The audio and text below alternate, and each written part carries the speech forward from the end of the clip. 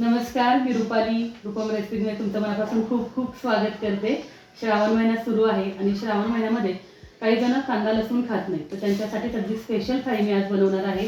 अगदी सात्विक थाळी आहे, खूप छान मेनू आहे। चला मग आजच्या व्हिडिओला सुरुवात करूया। सुरुवातीला आपण वालाचं बिरडं बनवणार आहे। त्यासाठी मी पाव किलो वाल छान भिजवून त्याला मोड आणून घेतलेले आहेत। अशा प्रकारे त्याला सोलून घ्यायचं आहे।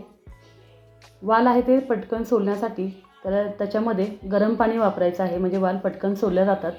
आता वाटण्यासाठी मी 2 तुकडे खोबऱ्याचे घेतलेले आहेत, थोडीशी कोथिंबीर, 1 इंचभर आलं घेतलेलं आहे। त्याचं छान बारीक वाटण तयार करून घ्यायचं आहे। आता एका कुकरमध्ये आपण 2 पळ्या तेल घातलेलं आहे। तेल छान गरम झालं की त्याच्यामध्ये मोहरी आणि जिरेची फोडणी घालायची आहे।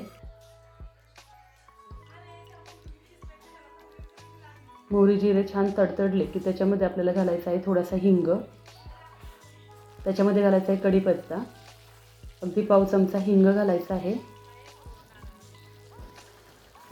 आता ही फोडणी छान खमंग झाल्यानंतर मोठ्या आकाराचं लाल झालेलं टोमॅटो घालायचं आहे।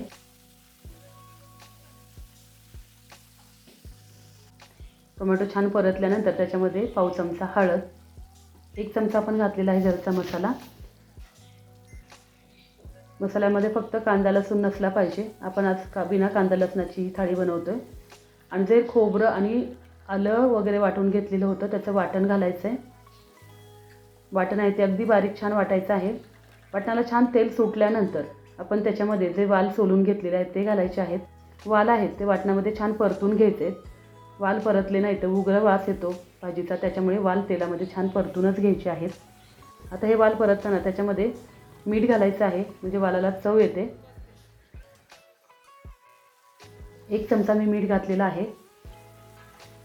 आता वाल छान परतून झाल्यानंतर त्याच्यामध्ये गरम पाणी घालायचं आहे। जेवढ्या प्रमाणात तुम्हाला रस्सा बनवायचा आहे तेवढ्या प्रमाणात त्याच्यामध्ये पाणी घालायचं आहे। एवढं घट्टसर आपण ही भाजी ठेवलेली आहे। आता कुकरची एक शिट्टी करून घ्यायची आहे। एका कुकरच्या शिट्टीमध्ये वाल छान शिजले जातात।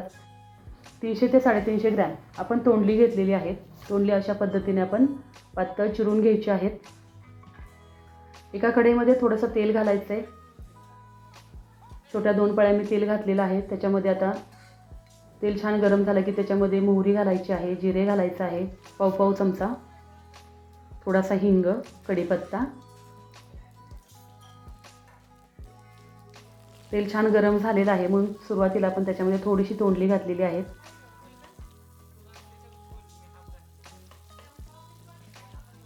आता पाव चमचा हळद घालूयात। 1 चमचा घातलेला आहे आपला घरचा मसाला। आता हळद आणि मसाला तेलावर छान परतून घेऊयात। राहिलेली सर्व तोंडली त्याच्यामध्ये घालून तोंडली छान तेलावर परतून घेऊया।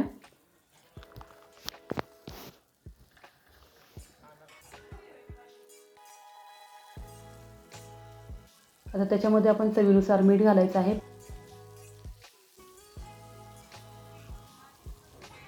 आता मंद गॅस करून एक 10 ते 15 मिनिटं ही तोंडली छान शिजून घ्यायची आहेत। मधून अधून एकदा हलवायचं आहे, म्हणजे करपणार नाही याची काळजी घ्यायची आहे।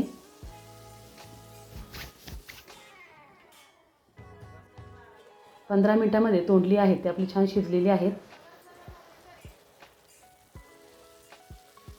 आता सगळ्यात शेवटी आपण त्याच्यामध्ये अर्धा चमचा आपला घरचा गोडा मसाला वापरलेला आहे। कुठलाही गोडा मसाला वापरू शकता। 2 ते 3 चमचे आपण शेंगदाण्याचा कूट घातलेला आहे। शेंगदाण्याचा कूट घातल्यामुळे काय होतं, तोंडल्याला जो चिकटपणा असतो तो कमी होतो, गळगळीत भाजी लागत नाही। तुम्ही खोबऱ्याचा खीसही घालू शकता। जर तुम्हाला शेंगदाण्याचा कूट वापरायचा नसेल तर तुम्ही जास्त प्रमाणात खोबऱ्याचा खीस वापरू शकता। मी अगदी थोडासा खोबऱ्याचा वरून खीस घातलेला आहे। बारीक चिरलेली कोथिंबीर घातलेली आहे। अशा पद्धतीने छान अशी मस्त खमंग अशी आपली तोंडल्याची भाजी तयार झालेली आहे। आता आपण वरण भाताचा कुकर लावूयात। त्यासाठी मी 1 वाटी मुगाची डाळ घेतलेली आहे। डाळ आहे ती स्वच्छ 2 पाण्याने धुवून घेतल्यानंतर त्याच्यामध्ये शिजेल एवढ्या प्रमाणात पाणी घातलेलं आहे। अर्धा चमचा मीठ घातलेला आहे, थोडासा हिंग, पाव चमचा जिरे घातलेला आहे, पाव चमचा हळद घातलेली आहे। आता एका कुकरमध्ये आपण पाणी ठेवलेलं आहे। त्या पाण्यामध्ये आपण थोडंसं लिंबू घातलेलं आहे। लिंबू घातल्यामुळे कुकर आहे तो आतून काळा होत नाही। आणि 5 ते 6 लोकांसाठी आपण आजची थाळी बनवतोय। भातासाठी 2 वाट्या तांदूळ घेतलेला आहे।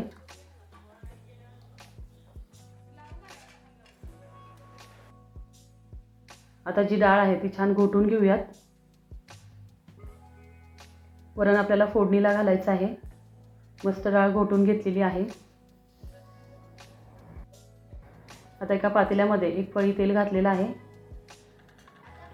तेल छान गरम झालं की त्याच्यामध्ये आपल्याला जिरे आणि मोहरी घालायची आहे. मोहरी छान आपल्याला तडतडून द्यायची आहे.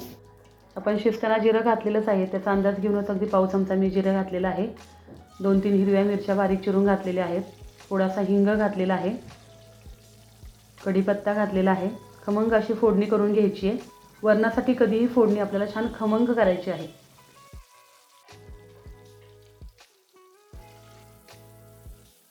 सगळ्यात शेवटी एक टोमॅटो बारीक चिरून घातलेला आहे. टोमॅटो पण तेलावर छान परतून घ्यायचं आहे. अगदी थोडीशी हळद घातलेली आहे. आपण शिजताना हळद घातलेलीच आहे, पण फोडणीमध्ये पण थोडीशी हळद घालायची, मग वरणाला कलर आहे तो छान येतो. तर अशा प्रकारे आपली ही फोडणी तयार झालेली आहे. त्याच्यामध्ये आता जी आपण मुगाची डाळ शिजवून घेतलेली आहे ती घालायची आहे. जेवढ्या प्रमाणात आपल्याला वरण पातळ करायचं आहे तेवढ्या प्रमाणात त्याच्यामध्ये पाणी घालायचं आहे. चवीनुसार परत एकदा त्याच्यामध्ये थोडंसं मीठ घालायचं आहे. वरणाला छान उकळी आणून द्यायची आहे. मस्त असं खमंग आपलं हे वरण झालेलं आहे. आता सगळ्यात शेवटी आपण बनवणार आहे गाजराची कोशिंबीर. गाजराची कोशिंबीर बनवण्यासाठी मी 3 गाजर छान बारीक किसून घेतलेले आहेत. त्याच्यामध्ये चवीनुसार मीठ घातलेलं आहे. 1 चमचाभर साखर घातलेली आहे. अगदी थोडीशी लाल मिरची पावडर वापरलेली आहे. अर्ध लिंबू पिळलेलं आहे. सगळ्यात शेवटी त्याच्यामध्ये आपण जिऱ्याची आणि मोहरीची फोडणी घातलेली आहे. ही फोडणी छान व्यवस्थित मिक्स करून घ्यायची आहे. आणि आता त्याच्यामध्ये आपण घातलेला आहे शेंगदाण्याचा कूट आणि बारीक चिरलेली कोथिंबीर. तर अशा पद्धतीने आपला आजचा हा मेनू तयार झालेला आहे. अगदी सात्विक मेनू मी बनवलेला आहे. मस्त केळीच्या पानावरती मऊसूद असा भात, त्याच्यावर खमंग फोडणीचं वरण, साजूक तूप, मस्त खपली गव्हाची आज खीर बनवलेली आहे. ही खीर तुम्हाला पाहायला आवडेल का? मला हे कमेंटमध्ये नक्की कळवा, म्हणजे त्याचा पण व्हिडिओ मी तुमच्यासाठी अपलोड करेल. मस्त अशी गाजराची खमंग कोशिंबीर, तोंडल्याची भाजी, खमंग वरण आणि मऊ लुसलुशीत गुबगुबीत अशा छान चपात्या. माझा हा मेनू तुम्हाला कसा वाटला मला कमेंट करून नक्की कळवा. आणि व्हिडिओ आवडल्यास लाईक करा, शेअर करा. नवीन असाल तर सबस्क्राईब करून शेजारील बेल आयकॉन दाबायला विसरू नका. चला मग भेटूया अशा छान छान रेसिपी घेऊन पुढील भागामध्ये.